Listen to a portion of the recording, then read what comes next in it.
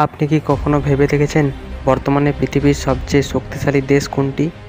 শক্তিশালী বলতে কি শুধু সেনাবাহিনীর শক্তিকে বোঝায়, নাকি এর পেছনে আরও কিছু আছে? আজ আমরা জানব সেই দেশটির কথা, যে দেশটি পৃথিবীর রাজনীতিতে, অর্থনীতিতে, প্রযুক্তিতে এবং সামরিক শক্তিতে শীর্ষস্থান অধিকার করেছেন। শক্তিশালী দেশ বলতে আমরা কি বুঝি? কেবলমাত্র বড় সেনাবাহিনী থাকলে কি কোনো দেশকে শক্তিশালী বলা যায়? আসলে শক্তির বিভিন্ন দিক রয়েছে, যেমন সামরিক শক্তি, অর্থনৈতিক প্রভাব, প্রযুক্তি ও উদ্ভাবন, কূটনৈতিক অবস্থা, সাংস্কৃতিক প্রভাব। এই সমস্ত কিছু মিলেই দেশকে শক্তিশালী করে তোলে। বর্তমানে কিছু দেশ রয়েছে যাদের বিশ্বের শীর্ষ শক্তিধর বলা হয়, যেমন আমেরিকা, চীন, রাশিয়া, ভারত, জার্মানি ও ফ্রান্স। তবে সবচেয়ে শক্তিশালী দেশ হিসেবে আমেরিকা এখনও 1 নম্বরে রয়েছে।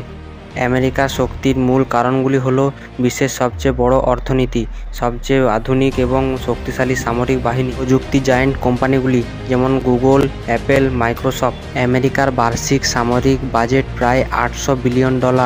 এছাড়াও রয়েছে 11টি বিমান বাহিনী, রণতরী, পরমাণু বোমার সংখ্যা প্রায় 550-এরও বেশি। বিশ্বজুড়ে শতাধিক ঘাঁটি রয়েছে।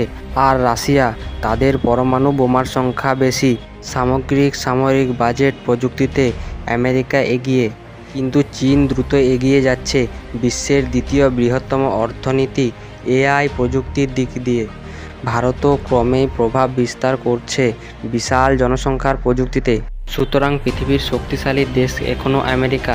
তবে ভবিষ্যতের বিশ্ব অনেক বেশি প্রতিযোগিতামূলক হতে চলেছে।